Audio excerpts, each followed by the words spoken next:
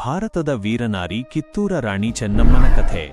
ಭಾರತದ ಇತಿಹಾಸದಲ್ಲಿ ಸ್ವಾತಂತ್ರ್ಯದ ಕಹಳೆ ಮೊಳಗಿಸಿದ ಮಹಾನ್ ವೀರ ಮಹಿಳೆಯರಲ್ಲಿ ಮೊದಲ ಸ್ಥಾನದಲ್ಲಿರುವವರು ಕಿತ್ತೂರ ರಾಣಿ ಚೆನ್ನಮ್ಮ. ಬ್ರಿಟಿಷರ ವಿರುದ್ಧ ಧೈರ್ಯದಿಂದ ಹೋರಾಡಿದ ಮೊದಲ ಭಾರತೀಯ ರಾಣಿಯರಲ್ಲಿ ಒಬ್ಬರಾಗಿದ್ದ ಅವರು ದೇಶಭಕ್ತಿ, ಸ್ವಾಭಿಮಾನ ಮತ್ತು ತ್ಯಾಗದ ಪ್ರತೀಕವಾಗಿ ಇಂದಿಗೂ ನೆನಪಾಗುತ್ತಾರೆ. ಅವರ ಜೀವನವು ಕೇವಲ ಕರ್ನಾಟಕದ ಹೆಮ್ಮೆ ಮಾತ್ರವಲ್ಲ, ಇಡೀ ಭಾರತದ ಸಾಂಸ್ಕೃತಿಕ ಪರಂಪರೆಯ ಒಂದು ಅಮೂಲ್ಯ ಅಧ್ಯಾಯವಾಗಿದೆ. 1778ರ ಅಕ್ಟೋಬರ್ 23ರಂದು ಇಂದಿನ ಬೆಳಗಾವಿ ಜಿಲ್ಲೆಯ ಕಾಕತಿ ಗ್ರಾಮದಲ್ಲಿ ಚೆನ್ನಮ್ಮ ಜನಿಸಿದರು. ಬಾಲ್ಯದಿಂದಲೇ ಅವರು ಅಪರೂಪದ ಧೈರ್ಯ ಮತ್ತು ಬುದ್ಧಿವಂತಿಕೆಯನ್ನು ಹೊಂದಿದ್ದರು. ಆ ಕಾಲದಲ್ಲಿ ಹೆಣ್ಣು ಮಕ್ಕಳಿಗೆ ಶಿಕ್ಷಣ ಮತ್ತು ಯುದ್ಧಕಲೆಗಳನ್ನು ಕಲಿಸುವುದು ಅಪರೂಪವಾಗಿದ್ದರು.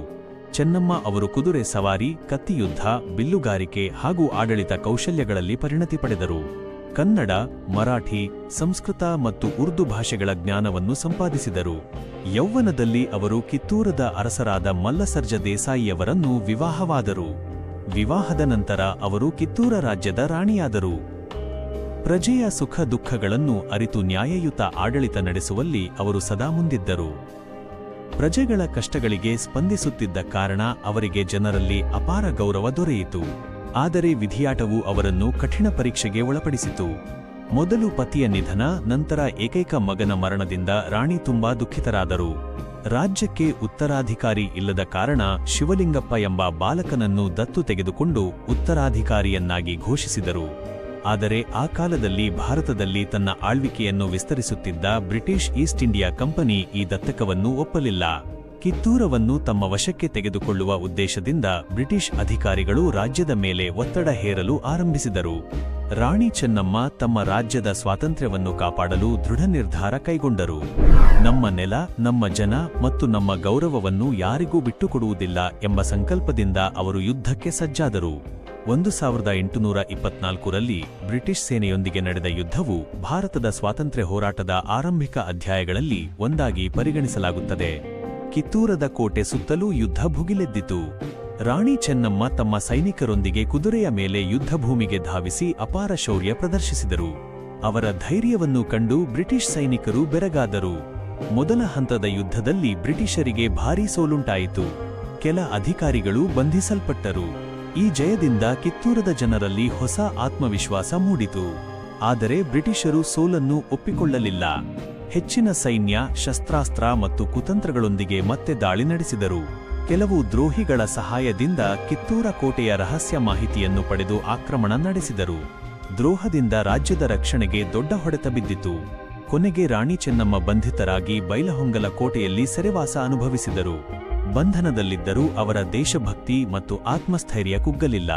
ತಮ್ಮ ಪ್ರಜೆಗಳ ಸ್ವಾತಂತ್ರ್ಯದ ಕನಸನ್ನು ಅವರು ಎಂದಿಗೂ ಕೈಬಿಡಲಿಲ್ಲ.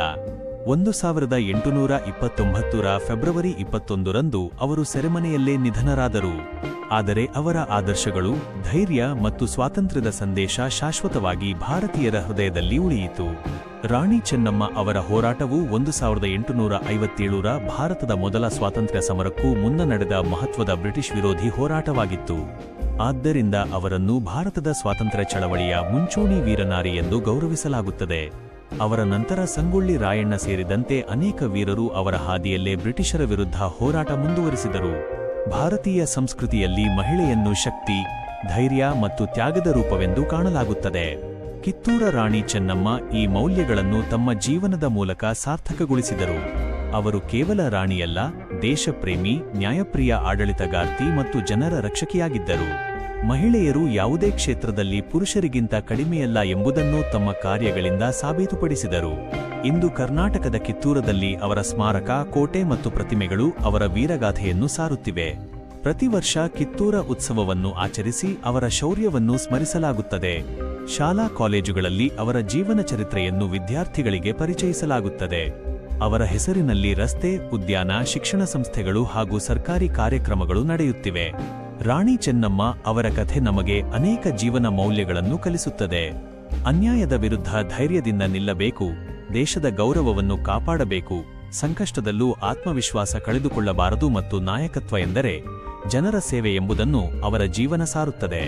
ಸ್ವಾರ್ಥಕ್ಕಿಂತ ರಾಷ್ಟ್ರದ ಹಿತವೇ ಶ್ರೇಷ್ಠ ಎಂಬ ಸಂದೇಶವನ್ನು ಅವರು ತಮ್ಮ ಬದುಕಿನ ಮೂಲಕ ನೀಡಿದ್ದಾರೆ. ಭಾರತದ ಇತಿಹಾಸದಲ್ಲಿ ಅನೇಕ ವೀರರು ಇದ್ದರೂ ಬ್ರಿಟಿಷರ ವಿರುದ್ಧ ಸಿಂಹಿಣಿಯಂತೆ ಹೋರಾಡಿದ ಕಿತ್ತೂರ ರಾಣಿ ಚೆನ್ನಮ್ಮ ಅವರ ಸ್ಥಾನ ವಿಶಿಷ್ಟವಾಗಿದೆ.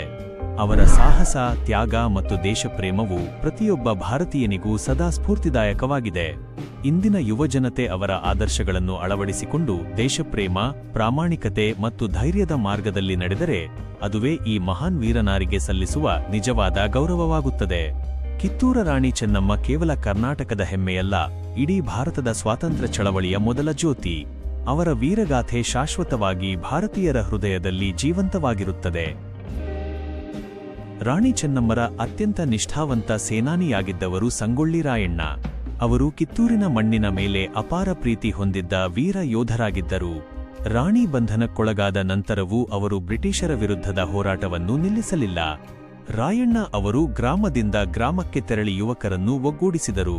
ಕಾಡುಗಳನ್ನು ಆಧಾರವನ್ನಾಗಿ ಮಾಡಿಕೊಂಡು ಗೆರಿಲ್ಲಾ ಯುದ್ಧ ತಂತ್ರವನ್ನು ಅನುಸರಿಸಿದರು. ಬ್ರಿಟಿಷರ ಖಜಾನೆಗಳನ್ನು ವಶಪಡಿಸಿಕೊಂಡು ಆ ಸಂಪತ್ತನ್ನು ಹೋರಾಟಕ್ಕಾಗಿ ಬಳಸಿದರು. ಅವರ ಪ್ರತಿಯೊಂದು ಕಾರ್ಯವೂ ದೇಶಭಕ್ತಿಯ ಸಂಕೇತವಾಗಿತ್ತು. ರಾಯಣ್ಣನ ಧೈರ್ಯದಿಂದ ಬ್ರಿಟಿಷರು ನಡುಗಿದರು. ಅನೇಕ ಬಾರಿ ಅವರನ್ನು ಬಂಧಿಸಲು ಯತ್ನಿಸಿದರೂ ಅವರು ತಪ್ಪಿಸಿಕೊಂಡರು. ಕೊನೆಗೆ ದ್ರೋಹಿಗಳ ಮಾಹಿತಿಯಿಂದ ರಾಯಣ್ಣರನ್ನು ಬಂಧಿಸಲಾಯಿತು. ನ್ಯಾಯದ ಹೆಸರಿನಲ್ಲಿ ವಿಚಾರಣೆ ನಡೆಸಿದ ಬ್ರಿಟಿಷರು ಅವರಿಗೆ ಗಲ್ಲು ಶಿಕ್ಷೆ ವಿಧಿಸಿದರು. 1831 ಜನವರಿ 26ರಂದು ಸಂಗೊಳ್ಳಿ ರಾಯಣ್ಣರನ್ನು ನಂದಗಡದಲ್ಲಿ ಗಲ್ಲಿಗೇರಿಸಲಾಯಿತು. ಗಲ್ಲಿಗೇರುವ ಮುನ್ನವೂ ಅವರು ಭಾರತ ಮಾತೆಯ ಜಯಘೋಷ ಮಾಡಿದರು. ಈ ಮಣ್ಣಿನಲ್ಲಿ ಮತ್ತೆ ಹುಟ್ಟಿ ಇದೇ ದೇಶಕ್ಕಾಗಿ ಹೋರಾಡುತ್ತೇನೆ ಎಂಬ ಅವರ ಸಂಕಲ್ಪ ಇಂದಿಗೂ ಜನರ ಮನದಲ್ಲಿ ಪ್ರೇರಣೆಯಾಗಿ ಉಳಿದಿದೆ. ರಾಣಿ ಚೆನ್ನಮ್ಮ ಮತ್ತು ಸಂಗೊಳ್ಳಿ ರಾಯಣ್ಣ ಅವರ ಸಂಬಂಧವು ಕೇವಲ ರಾಣಿ ಮತ್ತು ಸೇನಾನಿಯ ಸಂಬಂಧವಾಗಿರಲಿಲ್ಲ. ಅದು ದೇಶಕ್ಕಾಗಿ ಬದುಕುವ ಮತ್ತು ದೇಶಕ್ಕಾಗಿ ಪ್ರಾಣತ್ಯಾಗ ಮಾಡುವ ಆದರ್ಶದ ಸಂಕೇತವಾಗಿತ್ತು. ಇವರಿಬ್ಬರ ಗುರಿಯೂ ಒಂದೇ: ಕಿತ್ತೂರಿನ ಸ್ವಾತಂತ್ರ್ಯ ಮತ್ತು ಪ್ರಜೆಗಳ ಗೌರವ. ಭಾರತೀಯ ಸಂಸ್ಕೃತಿಯಲ್ಲಿ ಧರ್ಮ, ಸತ್ಯ, ನಿಷ್ಠೆ, ಹಿರಿಯರ ಗೌರವ, ಮಾತೃಭೂಮಿಯ ಪ್ರೀತಿ ಹಾಗೂ ತ್ಯಾಗಕ್ಕೆ ಅತ್ಯುನ್ನತ ಸ್ಥಾನವಿದೆ. ಈ ಎಲ್ಲ ಮೌಲ್ಯಗಳನ್ನು ತಮ್ಮ ಜೀವನದಲ್ಲಿ ಅಳವಡಿಸಿಕೊಂಡಿದ್ದ ಮಹಾನ್ ವ್ಯಕ್ತಿಗಳೇ ಕಿತ್ತೂರು ರಾಣಿ ಚೆನ್ನಮ್ಮ ಮತ್ತು ಸಂಗೊಳ್ಳಿ ರಾಯಣ್ಣ.